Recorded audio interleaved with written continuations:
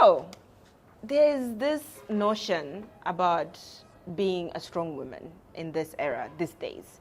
And now this month that we're celebrating Women's Month, and everything is about women and empowerment and so on and so forth, and girl child, I have noticed a pattern that a lot of people are complaining.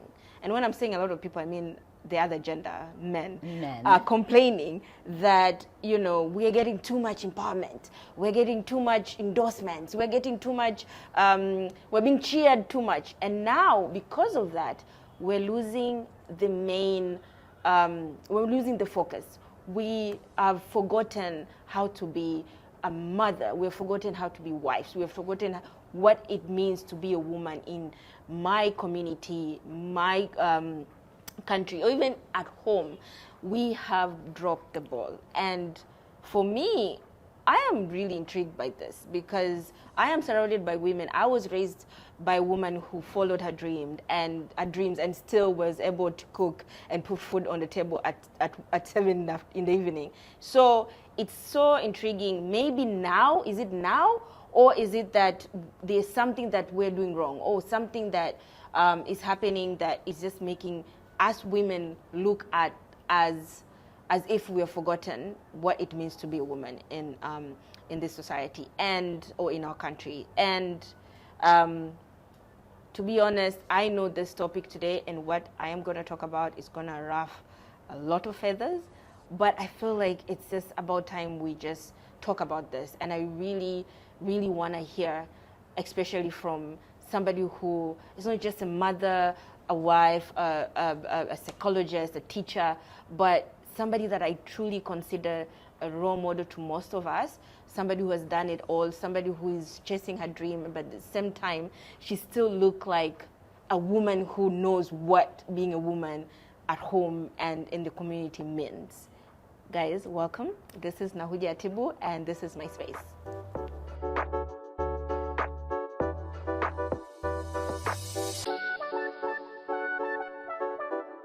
After that introduction, I know for sure some people will know who I have with me today.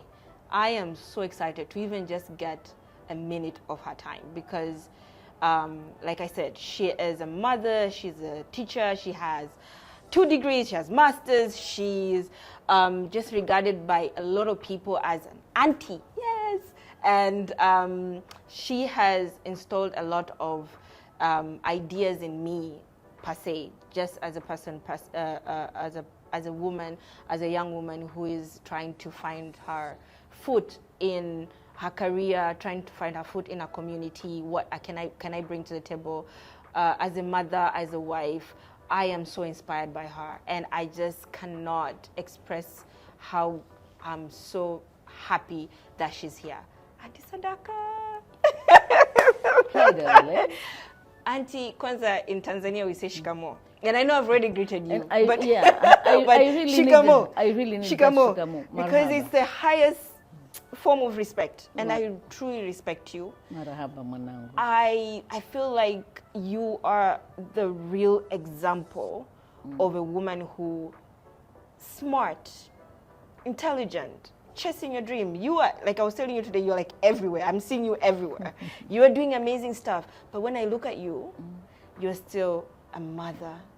You still carry yourself in a very, I don't know how to explain it, elegant way.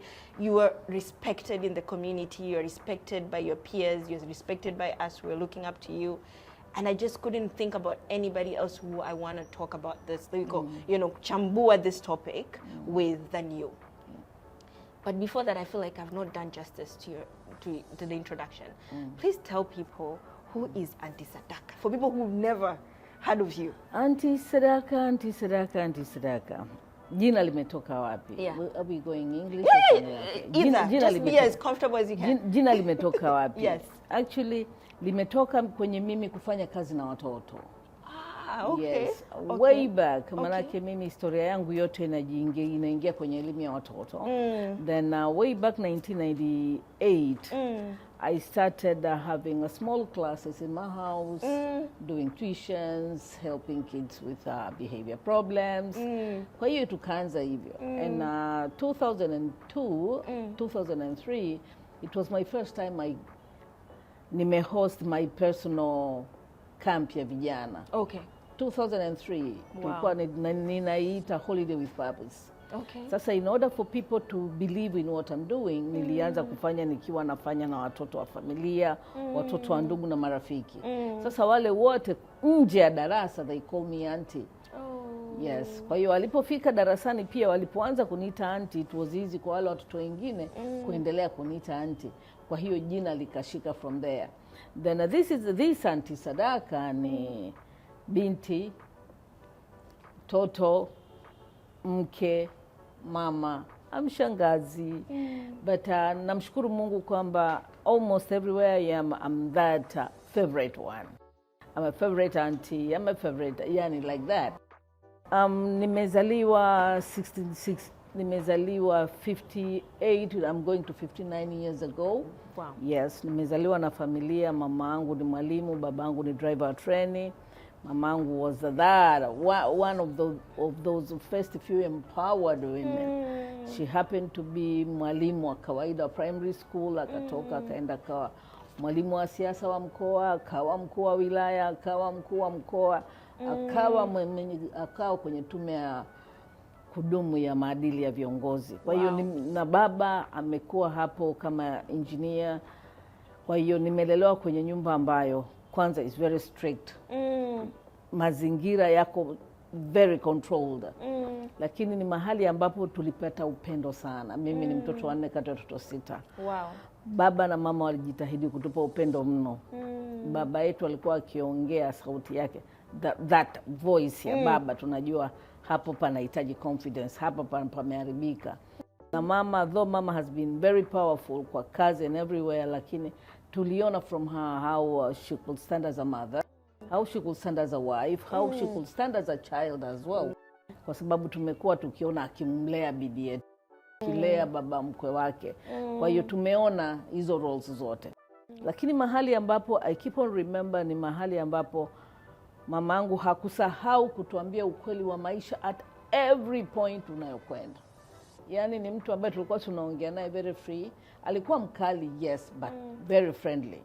Kwa hiyo zile 3F za malezi kwa mama tuliziona: be friendly, be very fair, but very firm. Kwa hiyo I need to apply that. Kwa hiyo nimeikuwa. Yeah. In a sense of that, nikasoma, Mungu akanijalia, darasani nilikuwa vizuri, alhamdulillah, nashukuru. Primary, secondary, nikaenda primary nilikuwa Mwereni Moshi, secondary nikaenda Ruvu, nikatoka nikaenda Kilakala, nikaenda kufanya my first degree, science with education. Mimi ni mwalimu mzuri sana wa biology and geography. Wow. And I love biology. Nikatoka hapo, nikafanya kazi, nikaajiriwa, nikawa mwalimu wa sekondari, nikafundisha Jangwani, nikafundisha Tambaza, na nikapata nafasi ya kufundisha International School of Tanganyika. Wow. Hapo ndipo nilitumia muda wangu mrefu sana kwa sababu I'd been there for 14 years. Wow. Kwa hiyo palitumika kunishape sana. Na kipindi hicho ndio wakati nimemaliza college, nimemaliza university, nikapata mume, a very confident guy, baharia. Yes. Wow. Yeah. Kwa hiyo nimepita kwenye kila sehemu, being a wife, being a child, being a wifi, being a shemeji, being a mkwe. Namshukuru Mungu. Enda ulipokuwa ukiintroduce, unajua ni mitazamo tu. Yeah. Ni mitazamo tu ya wewe uko wapi na unafanya nini. Enda kama kuna watu wananiangalia, they have to take it from me. Sikuteremshwa this wise. No. Yeah. Sikuteremshwa this wise. Nimelearn pole until when nilipokuja kufanya deliberate choices to be me. Ndipo hapo maisha yakaanza kwenda kwa namna mnayoiona sasa hivi. Kama mtu angekutana na mimi by the time nilikuwa na miaka 27, 26, 30, 35 hapo, na mimi nilikuwa na vurugu zangu, na huwa napendaga kuwatania wasichana, naambia auntie yenu mnayemuona leo happen to be a kivuruge proper. Kwa sababu binadamu tunaishi, tunajifunza, tunaumizwa na sisi tunaumiza. Yani unajua kuna vurugu fulani ya maisha ambayo nimeishi, ambayo trust me ndiyo iliyonitengeneza binadamu niliyoko leo. By the time I was 55, that's when I made the choice kwamba nakuwa sasa, na kuna point ya maisha yangu naanza kuogopa dunia, naanza kuogopa kukumiwa vitu vingi. Nikawa kuna point I really lost the energy, I lost the boost of doing things. And I said, but why? Kwa hiyo nikarudi nyuma kwenye maisha yangu. And I realized kwamba by the time when I was 22, nilipokuwa na miaka 22, nilikuwa the powerful person in this world. Wow. The most 22 years. Wow. Nakumbuka kabisa. Wow. I was the most powerful person. Nikisema nataka kitu kitatokea. Put myself, I want to become a teacher, I will be hii ndoto nilikuwa nayo tangu nikiwa na miaka 7. Kama teacher nilikuwa nayo tangu nikiwa na miaka 7. Lakini ilipofika 22 ndo nilijua kwa uhakika kwa nini nataka kuwa mwalimu. Unaona? Kwa hiyo that time when I made that decision ni time ambayo kwangu mimi was not only a turning point, it was a pinnacle of everything I want to do. Kwa hiyo at this point huwa nikiingia kwenye vurugu najiuliza, ningekuwa yule Sadaka wa miaka 22 ningefanya nini leo? Umeona? Kwa hiyo nimeenda nikitap energy from this person I am now, lakini the person ambaye aliishi when I was 22. Kwa hiyo najikuta hata by the time I'm getting tired, unajua unachoka, magoti yanagoma, kuna siku unaamka mgongo hautaki kugeuka, alafu unajiuliza hivi Sadaka wa miaka 22 angeniambia hey, come up, shake up, get up. Yeah, absolutely. Kwa hiyo I'm absorbing that energy. Kwa hiyo nimejikuta naishi maisha so contented. Sisemi kwamba maeneo yangu yote ya maisha yako sawa, lakini with what I have, I'm so contented. I'm so grateful na popote nilipo I'm grateful to be there. Na ndio sababu imekuwa rahisi mimi kutouch base vizuri na age yenu, age zote, kwa sababu ninapokuwa mahali I'm counting the blessings to be there. Sio kitu ambacho nakichukulia kwamba it's just normal because I'm intelligent or what. No, na naamini kabisa kwamba hizi ni baraka za Mungu ambazo ndizo zimenifikisha hapa. Absolutely. So that's Auntie Sadaka. Auntie Sadaka. I feel like I need to clap. You are absolutely amazing. I love that you talked about your mom and that she was everything to everybody. She meant something to everybody. And she showed her presence. So when she was your mother, you had a mother. When she was mamamko, you know, wifi or whatever, you could see. She when played she was her part. She did, which is awesome. Tell me, with that from mama to you, what do you think a successful woman is? What defines a successful woman? A successful woman is the one who had work kwa hiyo success on herself kwanza. Okay. Wote tumezaliwa na gender kuwa mwanamke. Wote. But to become that woman of success, that woman of substance, that authentic woman, that whatever woman, you have to work for that. So to be a good wife, that is a job. That is a decision to work That's a hard. decision to make. Okay. In order for you to be a good mother, it's a decision you need to make. In order for you to be a good neighbor, it's a decision that you need to make. In order for you to be a good leader, it's also a good decision to make. Kama ambavyo wewe kuwa kwenye jamii na kupokelewa, it's a decision you have to make as well. Kwa hiyo when I look at a successful woman, kila mtu ana vitu vyake na kila mtu ana namna yake. Kuna huyu ni mzuri sana kutafuta pesa, fine. Kuna huyu ni mzuri sana uongozi. Kuna huyu ni mzuri sana on being a wife. Kuna huyu ni mzuri sana, lakini ni lazima vyote vikusanywe pamoja at a certain average. Ni lazima it has to define a real role of a woman. And what is that? Awesome. Being a mother, the first.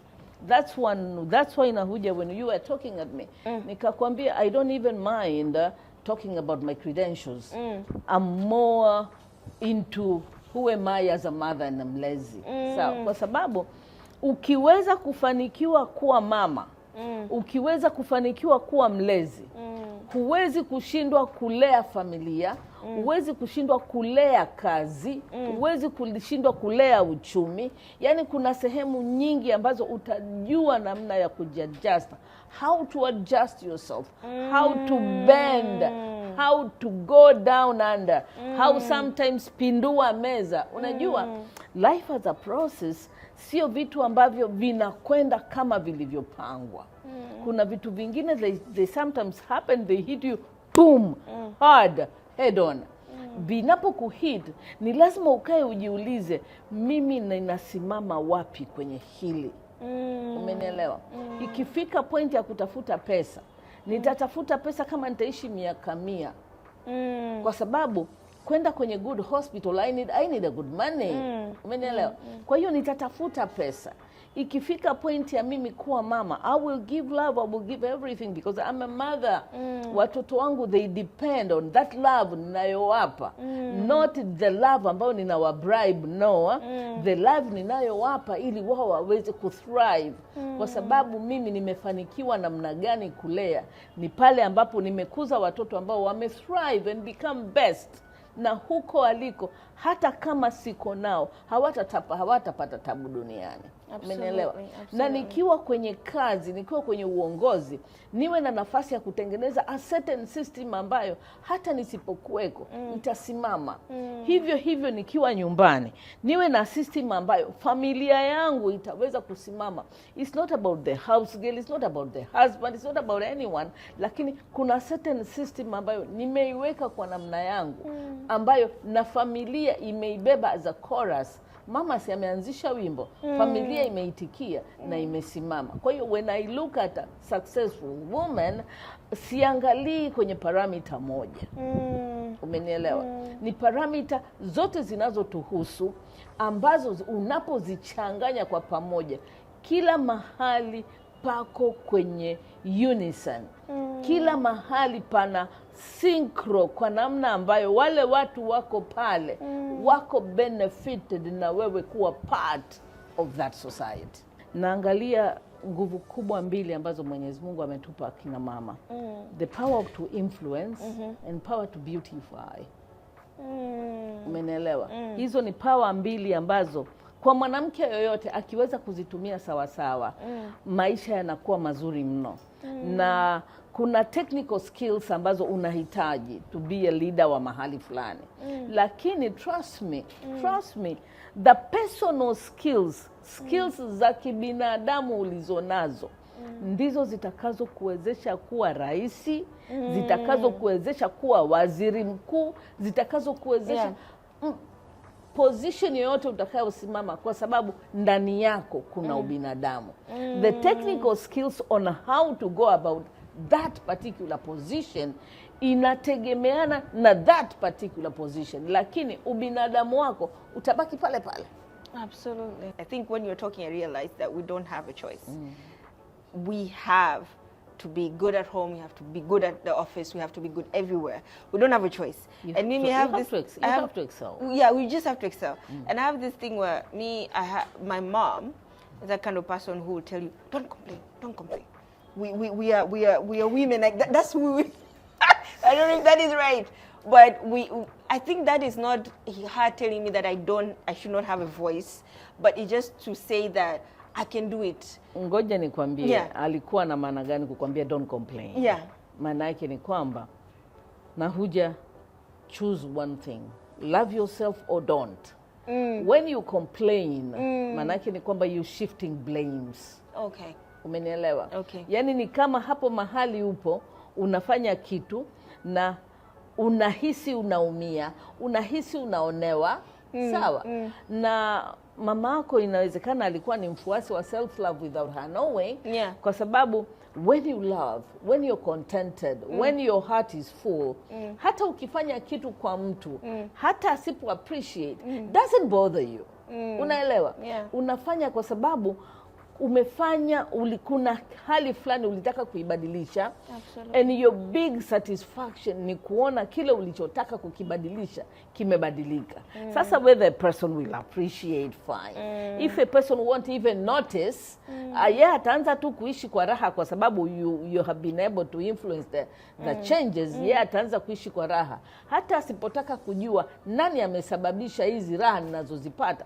It's all about them. It is not your loss na Huja. You don't have to complain. It's their loss if they won't appreciate. Absolutely. Kwa mama yako alichokuwa anakuambia don't complain ni kwamba take life at life's terms, not your terms. Ishi maisha kwa terms za maisha, not terms zako. Kwa sababu kila mtu ana terms zake. Tungesema maisha kila mtu huku duniani tuishi kwa kila mtu na terms zake. Maisha yangekuwa magumu sana. Lakini kuna some rules. Ukitupa kitu juu lazima kitarudi chini.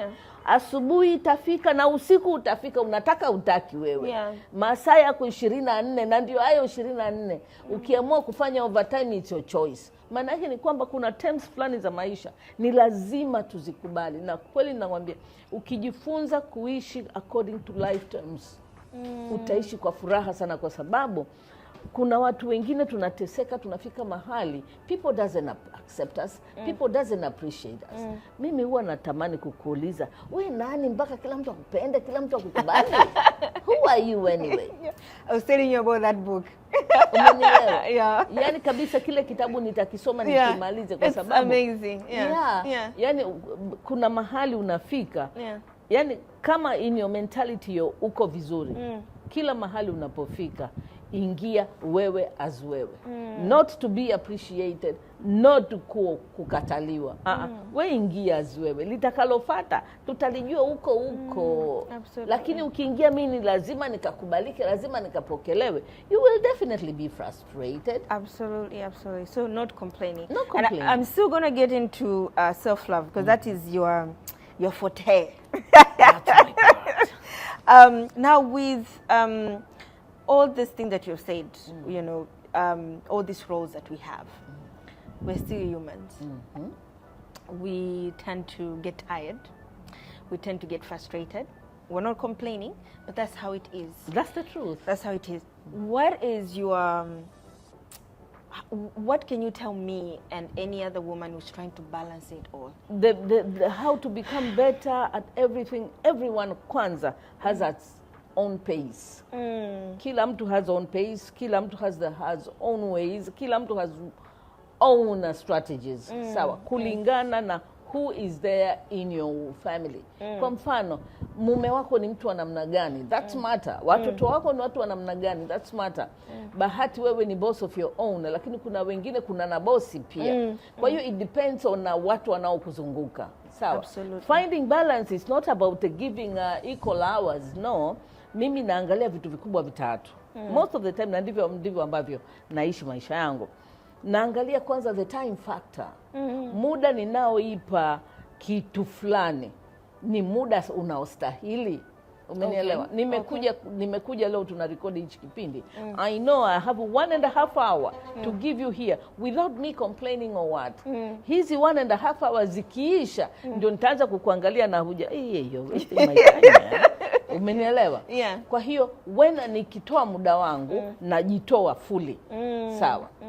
I'm there, I'm present. Halafu naangalia the second factor. Wakati nikiwa natumia huo muda wangu kwenye hivyo vitu, am I fully involved? Umenielewa? Kwa sababu kuna time uko tu mradi uonekane upo, you're not involved. Na hivi vitu viwili vikishapishana, kuna kitu cha tatu ambacho ni satisfaction. Are you satisfied with what you're doing? Okay. Wewe ni mzazi, wewe ni mke. Are you satisfied being a wife? Are you satisfied being a mother? Are you satisfied being a boss? Sawa. Kwa hiyo natamani kukuambia hivi, how you balance, it's how you look at it. Ukiangalia you are the victim kwenye arena ya marriage, it's true you will become a victim. and you will never enjoy being a wife. Umenielewa? Yeah. Ukienda ofisini kichwani kwako, kwanza mimi nakuja tu, hata mshahara ninaopewa hautoshi. And trust me, you will never be happy there. Absolutely. You will spend some time, alafu utarudi nyumbani so unsatisfied. Kwa hiyo natamani utaleta stress zote nyumbani. Utaleta stress zote nyumbani. Balancing ya maisha ya kwetu na Huja depends on how we look at it. We can be wives, we can be mothers, we can be colleagues, we can be good neighbors, we can be anything we want. It depends on how we look at it, on how we perceive it, and how tunaithaminisha kile tunachokifanya. Unachokifanya ukikipa thamani na usikichukulie poa. Usichukulie poa wewe ni mzazi ukafanya ulezi kwa mazoea. No, it's wrong. Kwa sababu wale unaowahudumia pia unawatesa. Umenielewa?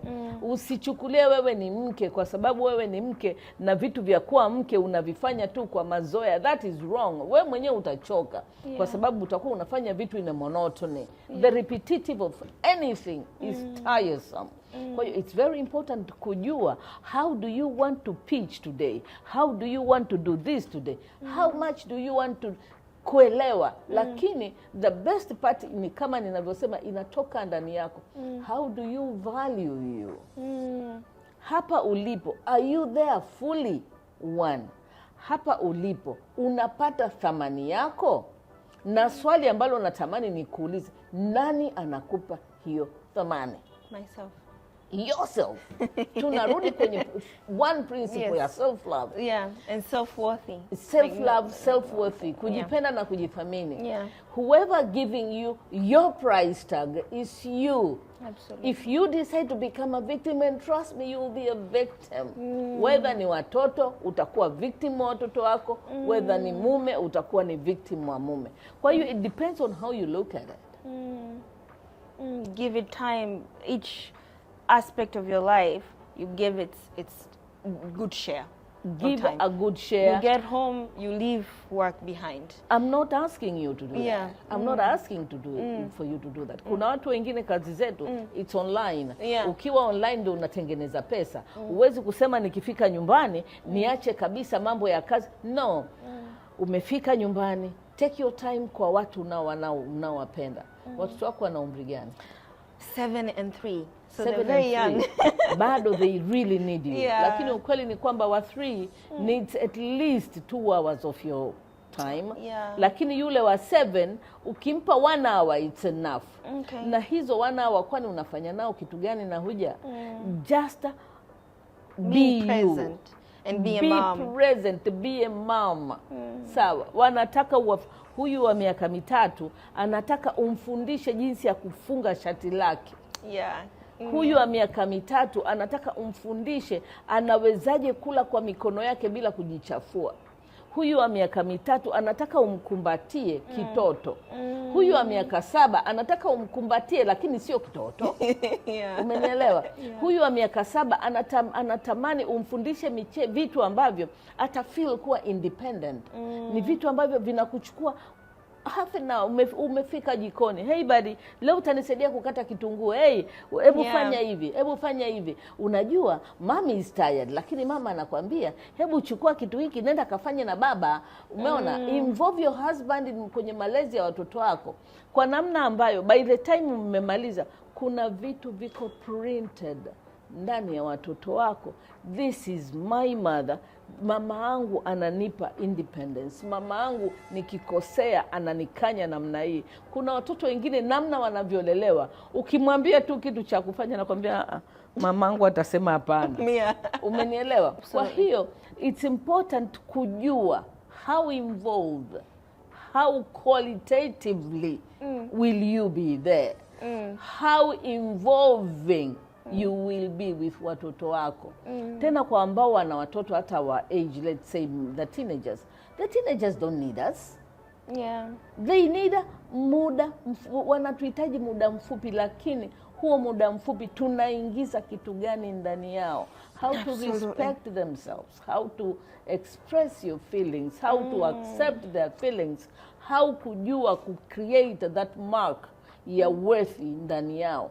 Vile ndio vitu ambavyo wanavihitaji.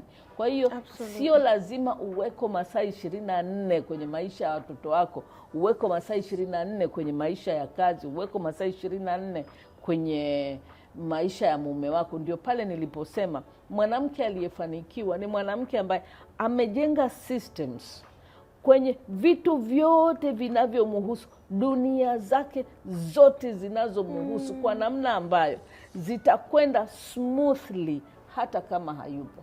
Huyo ndio amefanikiwa. That's really nice. That's really good. That's really good. Kuna watu ambao ndo wametoka chuo ndo wanaanza maisha. These ladies, these small wadogo zetu na watoto wetu ambao ndo wanaanza maisha, what can you tell them what success will mean to them in terms of a woman? Mimi kwa mabinti zangu wote, kila wakati ninapoongea nao, huwa ninawaambia all the time define yourself. Okay. All the time define yourself according to you. According to your ability and capabilities. According to the way you look at the world. Sawa. Kwa sababu gani huwa ninawaambia hivyo? Ni kwa sababu kama nilivyoongea na kina mama watu wazima, nikasema the way system yako ina balance. Hata kwa hawa mabinti zetu, the way wanaweza kubalance system yao. Mimi ni binti, niko nyumbani, sawa. Pale nyumbani ninajiheshimu kiasi gani? Ninawekeza ndani yangu kwa kiasi gani? And when I talk about investment in a person, ni jinsi gani I build my personal character. Ni jinsi gani I build the way I look at dunia. Ni jinsi gani I look at vitu vya thamani vilivyoko mbele yangu. Sawa. Bahati mbaya sana, dunia ya sasa hivi inatuambia kwamba thamani ya mwanamke itajengwa only when you're married. Sawa. Mimi nasema hivi, thamani ya mwanamke itajengwa na mwanamke mwenyewe kwanza, hata kabla hajawa married. Mwanamke ambaye ana thamani binafsi, she will make the best wife atakapoolewa. Umenielewa? Kwa hiyo thamani ya mwanamke ianze kwanza, ndio iende ikasemwe na ndoa.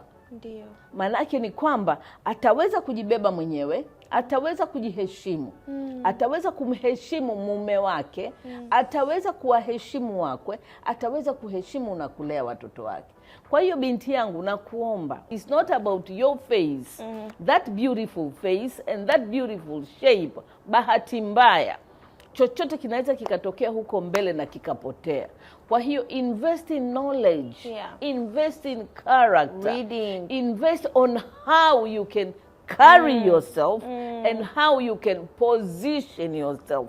Maana yake ni kwamba ukitoka hapo unakwenda chuo, unakwenda kazini, unakwenda popote utakapokwenda, namna ya kwako kujibeba na namna ya kwako kujiposition itakuwa na nafasi kubwa sana ya mafanikio ya kwako binafsi.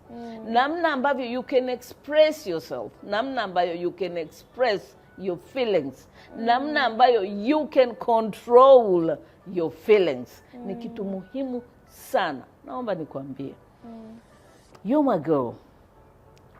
Sitaki uweke misuli for you to become the girl. Nataka uweke that inner strength, the silent pushing strength ndani yako. Hiyo ndo inatakiwa ikusemea. Kwa sababu hata ukijifanya una misuli, kuna certain femininity ndani yako ni lazima ionekane. Kabisa. Umenielewa? Kabisa. Na trust me, wanaume they tended to heshimu more your feminine energy kuliko your masculine energy. Niko boss. We not And like I think it comes down to mtu anafika wakati haizi kubalance hizo vitu viwili. Kwa hiyo unakuwa kwamba niwe ni bosi, haucheki. Yani ule umama sasa, ule udada unakuwa umeisha. Yani my darling girl, it doesn't matter wewe ni bosi wa wapi. Bosi wa engineering, wewe ni bosi wa site ya ujenzi. Trust me, kuna a certain feminine energy ndani yako. Hiyo ndio inayotakiwa isimame. Na bahati mbaya sasa, Unapokuwa na that original energy, ni rahisi sana watu wengi kukukimbia, kwa sababu watu tumezoea kuishi on a fake energy. Umeona? Okay. Ndio pale inapopelekea mabinti inabidi wajipunguze in order to fit kwenye mbavu za wanaume. No. Mwanamume anayekupenda atakubeba wewe na hiyo energy yako. Mwanamume anayekupenda atakuaccept hivyo ulivyo, na utakapokosea atakwambia. Tumeanza kipindi ukawa unaniambia about wanaume wanafeel kwamba wanawake they are more empowered.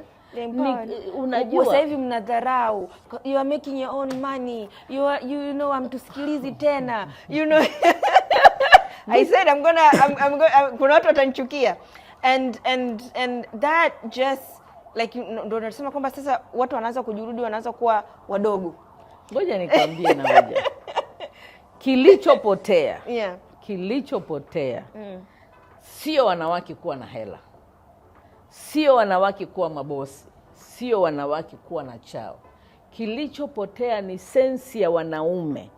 Where do they belong? They don't know anymore. The sense of belongingness. Mimi naitwa mume.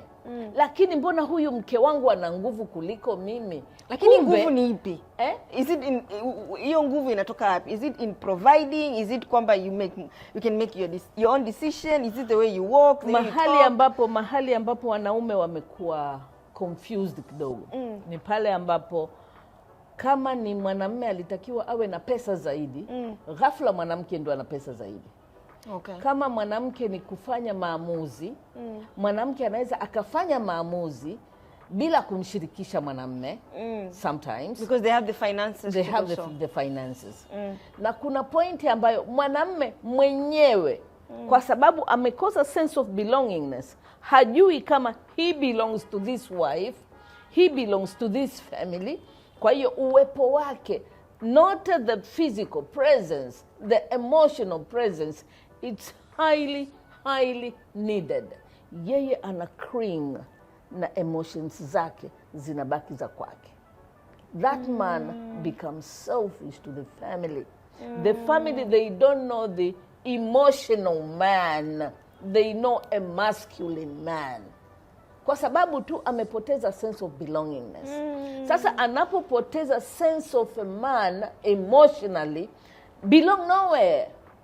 So how can we be strong, independent, we have this financial freedom to do what we want, but at the same time accommodate our husband and our significant others? It is to not feel not small. It it's not our job. It is not about us to accommodate them. It's about them to make themselves available and belong to maendeleo nilionayo. Kwa sababu kama mimi malaki tunafanya kazi tofauti. Kama mimi kazini kwangu nimeexcel kiasi ambacho nimechaguliwa kuwa DG. Sawa? Na wewe mume wangu mahali ambapo ulipo hauna hiyo nguvu ya kuwa DG kwa sababu kuna ma DG wengine. Sawa? Sasa mimi nikatae nafasi ya kuwa DG kwa sababu wewe you're not a DG. Mimi ninachotakiwa is kubaki kukuheshimu wewe kama mume wangu na nafasi yako. That's where they're saying they are complaining on that part. Sasa hapo it's not our making, if they are making. Ni lazima wakubali ukweli wa kwamba kitendo cha wanawake kuwa na nguvu, iwe ni ya kihisia, iwe ni nguvu ya uchumi, wao imewafanya wakaji side track. No one side track them. Nobody. Wanawake tuliinuka kwa sababu tulifeel tunakuwa side track. Na ndio na ndio hii chimbuko la siku ya kina mama. Way back nakumbuka nikiangalia historia 1911 ndio for the first time wanawake wa US waliandamana. Waliandamana na kucelebrate kwamba wanataka na wao nafasi ya kupiga kura, waongezwe mshahara na kufanya muda mfupi kazi, kwa sababu walikuwa wanafanya kazi muda mrefu lakini hawalipi sawa na wanaume, na walikuwa hawaruhusiwi kupiga kura. Umeona? Kwa hiyo sababu ya sisi ku-uprise ni kwa sababu tuliona tunakwenda mahali ambapo tunakwenda kwenye disadvantage. Okay. Sawa. Na ndio sababu tuka-uprise. Lakini tatizo kubwa linakuja wanaume wenyewe wamejisideline kutokana na nguvu ambayo wanawake wameanza kudai their positions. No one ask a boy, hey, simama hapo kwenye side. Kuna mahali kuna curriculum inafundisha mtoto wa kike aende akamwambie mwanamume akae pembeni. No. Hakuna.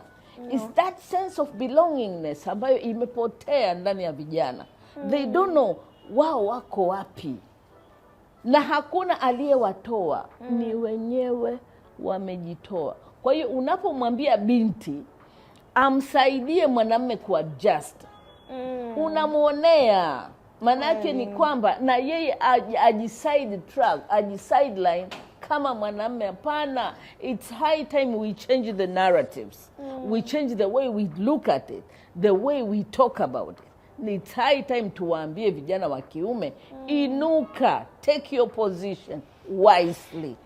Sio kwa sababu una misuli uende ukachukue position yako kwa mabavu. No, you need to be respectable person in order to earn your position in woman's heart. Absolutely. Oh, I love that. I hope they are listening to you. I love your story. I love all the jobs you have done. I love that you are a teacher, you taught watoto, and now you're teaching us watu wazima because you're teaching us every day. But there's something that you said, that your life has been ups and downs. Give me a certain lesson that you have learned, like now you know, that probably you could have done differently back then.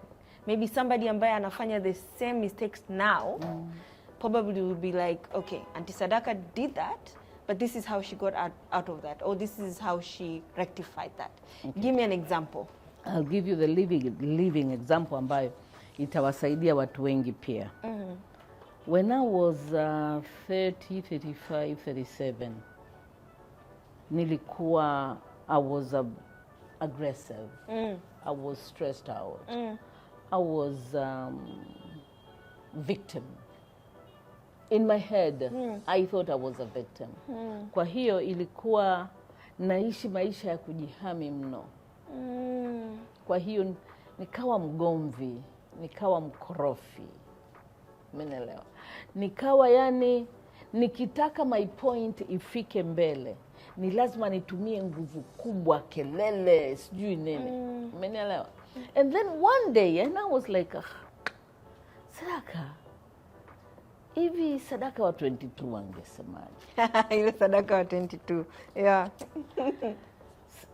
Sadaka wa 22 angekaa na marehemu mama hapa, wangeniambia it doesn't worth it. Kutumia nguvu kubwa, kutumia ugomvi, kutumia ubabe, it doesn't worth it. To teach people lesson haikusaidii kukuweka wewe mahali pazuri. Sawa. From that instant, that was my turning point. I realized it is not about what other people think. It's about what I think. It is not about mtu mwingine anithaminishe. It's about mimi na thamani yangu. Kwa hiyo sasa nikaanza kuangalia, kwani huku kugombana kuna niongezea thamani au kuna nivuruga? Nika realize kuna nivuruga. Maana yake ni kwamba kuna nishusha. Hakunipi thamani ninayotaka. Hakunipi raha ninayoitaka kugombana. Kwa hiyo from that nikaamua stress zangu za kwangu. I don't push my stress, I don't push vurugu zangu kwa watu wengine. Nikaanza kudeal na the person, me. Sawa. Kwa hiyo tangu nimeanza kucontrol kilichoko ndani ya vicinity yangu, ndani ya locus emotional yangu. Intelligence is very important. Tangu nimeanza kucontrol that, imenisaidia.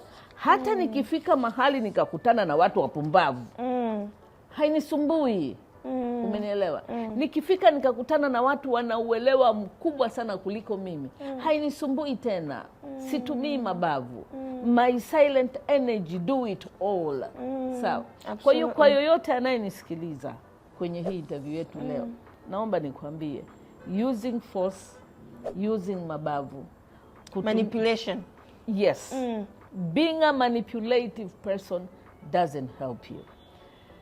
Pretending you're the victim all the time, it doesn't help you. It doesn't help you.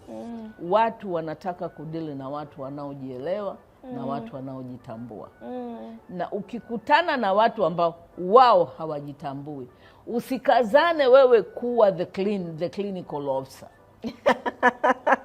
Yaani wewe ndio unajua kila kitu. Yeah. Kwa sababu hujui wamepita wapi, hujui wameumizwa na mangapi. Inawezekana just your presence, wakiona sura yako inawakumbusha mama wa kambo aliyemtesa. Kwa hiyo they will hate you at instantly. Kwa hiyo ukikutana na mtu ana matatizo yake, you are not a clinical medical officer. You are not. Wacha watu wadili na nafasi zao. Yeah. Baki kwenye nafasi yako. Absolutely. Yes. What can the society, what can our husband, what can the men who are surrounding us, what can our fathers? I had an amazing father. My dad was going to watch this. He's just an amazing dad. What can you tell this man and the community? What they can they do to those girls who are growing up to be the successful women? To become successful women. Yeah. Mabinti zetu wanahitaji understanding. Okay. Kwanza. Kwa sababu nakumbuka mimi nilipokuwa ninapita, my huge challenge was people to understand me. Umenielewa? I was very intelligent, very. Then You still are intelligent. Umeona? Kwa hiyo some of the boys wakawa wananichukia kwa sababu I was coming maybe first or second darasani. I was bullied, really bullied. Okay. Sasa kwa sababu I was very intelligent darasani, hakuna ambaye aliangalia my emotional life. I was bullied, but no one understood when I say naogopa kwenda shule. Umenielewa?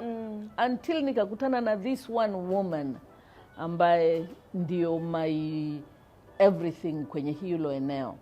Nikakutana na mwalimu ambaye alikuja shule wakati mimi nasoma. Akanifanya I felt safe. Ni mwalimu ambaye sasa hivi ana own St. Florence.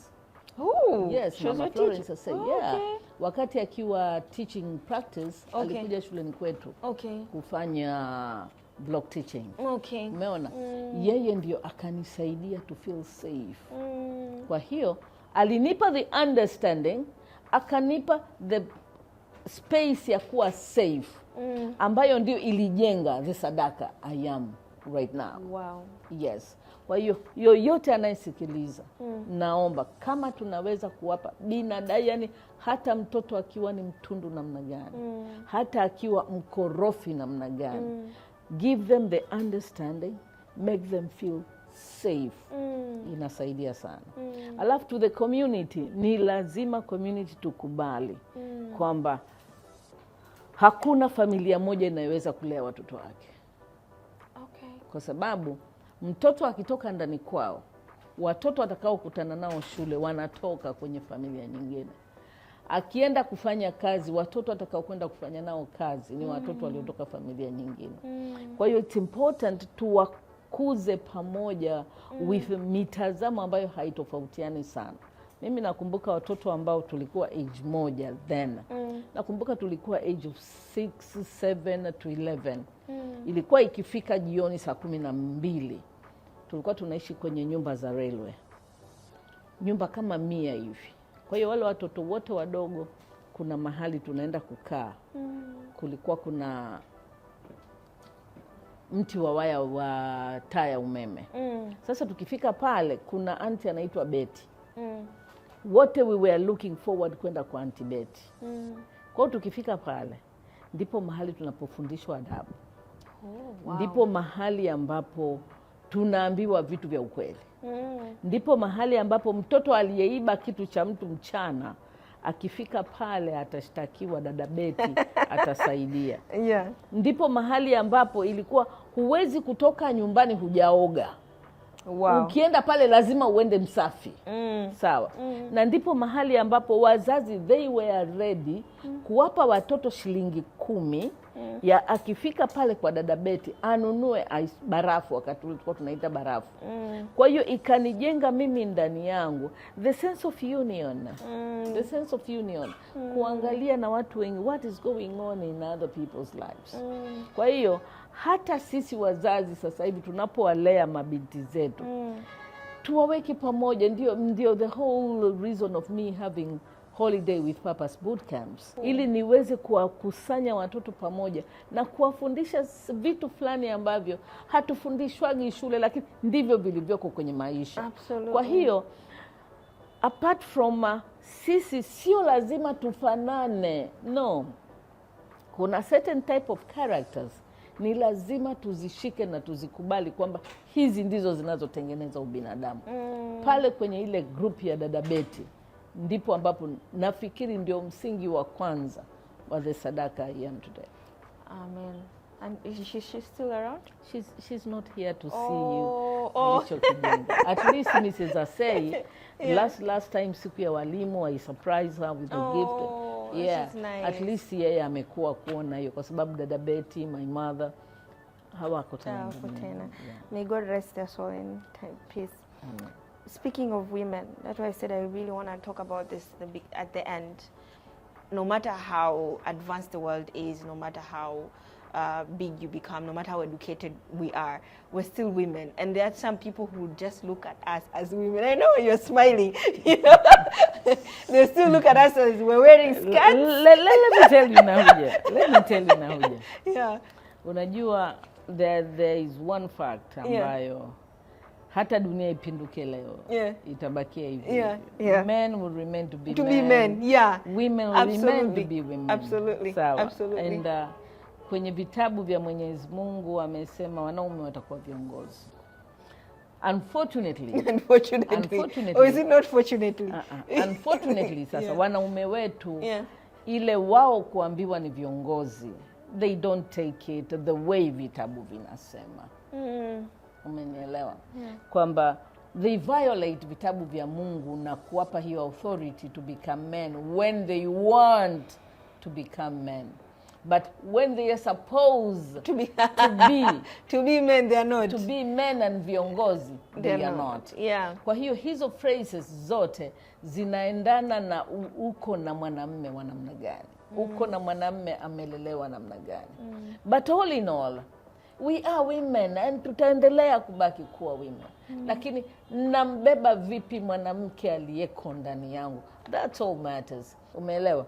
Kwa hiyo kuna baadhi ya wanaume ambao wanaangalia vitabu na misingi aliyoweka Mwenyezi Mungu kutoka engo zao za ujinga kuweza suppress mwanamke. Na naomba nikwambie ule ukweli kabisa.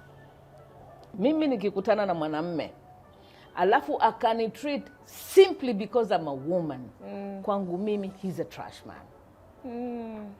Mimi ni mtazamo wangu, kwa sababu hana sababu ya kuni-intimidate kwa sababu mimi ni mwanamke. Hana sababu. Kwanza inawezekana hata anijui, lakini kwa sababu nimevaa gauni ameshanishusha. Na mtu ambaye anaweza kuni-discriminate because I'm a woman, how do I fight? How do I even fight with that mtu mpuuzi kiasi hicho? Kwa mimi naomba tu niseme, wanawake tuangaliane kwa jicho la kwamba we have a world as our enemy out there. Kwa hiyo it's important sisi tusimame, tupeane namna ya kusimama imara. One. Lakini pia tuwasahau wanaume ndio tunaoishi nao. Tuwasaidie pia kutoka kwenye huo usingizi wa upumbavu. Naomba nirudie, kutoka kwenye huo usingizi wa upumbavu. Sijasema ni wapumbavu. Usingizi wa huo upumbavu wa baadhi ya wanaume ambao just being men kuna wafanya wa feel they are superior because they don't act not. But they don't act as the only part ambayo itakufanya uwe superior ni pale utakaposimama kwenye majukumu ya mwanamume kama ulivyoongozwa na vitabu vya Mwenyezi Mungu, kwamba you will be the provider, you will be the head.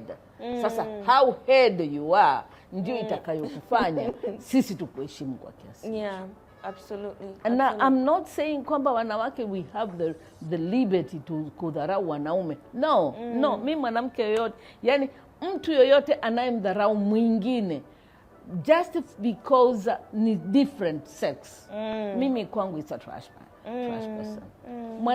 Mwanamume anayemdharau mwanamke kwa sababu ni mwanamke, mwanamke anayemdharau mwanamume kwa sababu ni mwanamume, mimi tuwekane sawa kwenye matendo, kwenye vitendo. That's being human. Absolutely. I love that. I feel like you have answered my question even before I asked. So that is really good.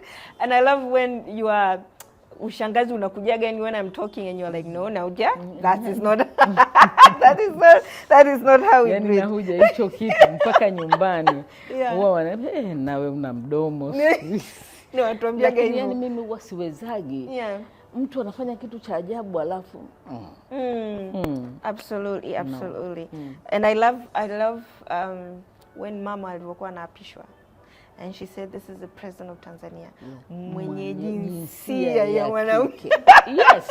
I love that one to today. Like it was, that today, was a chain of command. That was a chain of command. I know mimi mwanamke. It's not because I don't know. But I mean, mimi mwanamke, lakini at this point I am a president of this country. Yes, absolutely, absolutely. Just to round it up, you know, everything that we talked about today. I love the fact that we can be successful in all area of our lives. I love that we just need to give a certain time and certain slot to everything. We don't need to complain. We need to. We don't have to compete. We don't have to compete as well. Yeah. I think also it is a part of time management. Also, I think we're lacking so much on that, and that will be another episode. And priorities, absolutely, absolutely. But also how the community can help us to be able to be the best women we can be able to be successful women. And last lesson I want us to touch on after talking about all these things is self-love. I think that you are a great example of what self-love is all about, because umepitia mambo yote. How do we get a time to practice self-love while we're trying to win in every other areas of our life? And that will be in a wrap-up question. How do we do that? When I go home, you know, there's somebody today who talked about like I need to go to the gym. And you're like, when do I have that time to go to the gym?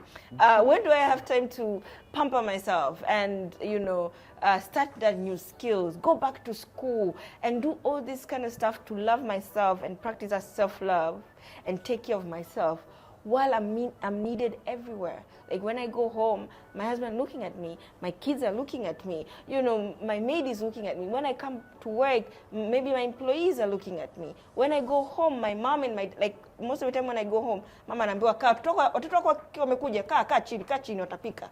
You know, when you go home, you go back to be a daughter and so on and so forth. When do we have time? When can we, how can we practice self-love and self-care while you're trying to tell us, Aunt Sadaka, that we need to prioritize and be the best at every aspect of our lives? Nahuja, it's just a shift of patterns. Okay. It's the way you look at things. Okay. So, kwa hiyo it's how to know your patterns kwanza. How to know your patterns. Alafu uone ni jinsi gani unaweza ukaziweka kwa namna ambayo zitaondoa mzigo kwenye mabega yako. Unajua tunaamini kwamba being a woman ni kufanya basi kila kitu. No. Na tukipewa sifa ndo kichwa kinazidi yani. Kumbuka nilivyosema my definition of successful woman ni yule mwanamke ambaye vitu vyote vilivyoko ndani ya system yake vimesynchronize na kualign. Sawa. Kwa namna ambayo kuna vitu vingine pia vinaweza vikatokea bila yeye kuwa pale. And naweza nikaamua mimi kujipenda kwa namna ambayo nafanya vitu vyangu kwa mpangilio fulani. That's a self love. Sawa. Organize yourself. That's a self love. Delegate. That's a self love. Usisikilize watu wanasema nini, usiige the trends. That's a self love. Niji how much you can handle. That's a self-love now. What do you love to do for yourself at your own time? Alafu najiuliza, hivi hii my own time naweza nikaipata wakati gani? Unaweza ukaipata the time you're showering. Ukaamua this is the time for me to spoil myself. Umenielewa? Yeah. Au ukaamua mimi time ambayo I can be me na kujipa raha yangu ni wakati nimekaa kwenye I'm praying with my kids. I'm giving my whole to God na watoto wangu. All those are types of self-care. Na kwa nini tunaita hivyo? Ni kwa sababu ninafanya vitu deliberately kuondoa a burden from me. Not only from me, pia siipeleki kwa watu wengine. Umenielewa? The biggest principle ya self-love ni know how much you can handle. And only you can control that part. Only you. Ukijua huwezi kuhandle, alafu ukatafuta mtu mwingine wa kumbwagia banda bovu, that's not self-love. That's not self-love. Unampelekea mtu akusaidie kwa sababu umeona anaweza kukusaidia and you value that. Hatusaidiwi kwa sababu we can just throw our weights around. That is not self-love. Kujua mimi, my boundaries, mimi na familia yangu, mimi na watoto wangu, mimi na mume wangu, mimi na mpenzi wangu, mimi na rafiki yangu, ni wapi mimi ninaishia na wao wanaanza. That is self-love. Kwa hiyo it's not a magic word. Ni vitu tunavyofanya kila siku, lakini tunavifanya with a conscious choices in our heart and in our head. Na usifanye kwa sababu unataka kupendezesha mtu. No, fanya kwa sababu this is what your heart wants. Absolutely. I love that. I just want to say this. Please don't stop. Don't stop giving us your wisdom. Don't stop giving us the truth. I love doing that. Don't ndani yangu, kati ya zile nguvu Mungu ametupa, Mungu ametupa nguvu kama 6-7 hivi, lakini mimi I capitalize on 2: being an influencer, being a beautifier. Yani nitazitumia hizi nguvu mbili as much as I can to make the world a beautiful place. Amen. Amen. And Kabisa we need you, and we want God to keep you with all the energy that you have. That 22-year-old. That 22-year-old has never to charge. Never go away. And I know whoever has listened to this podcast from the beginning to an end, wamepata kitu. They have learned something. And why not? Like, you are Aunt Sadaka. We always learn things from you. When you start talking, we know there is something I'm going to learn. And for anybody who has ever crossed paths with you, anybody who has ever listened to your wisdom, I know you have a YouTube channel as well. I'll put that in the description below, like, so you guys can go and just check what Aunt Sadaka is saying. It's amazing. Like, I really want you guys to go and watch her videos.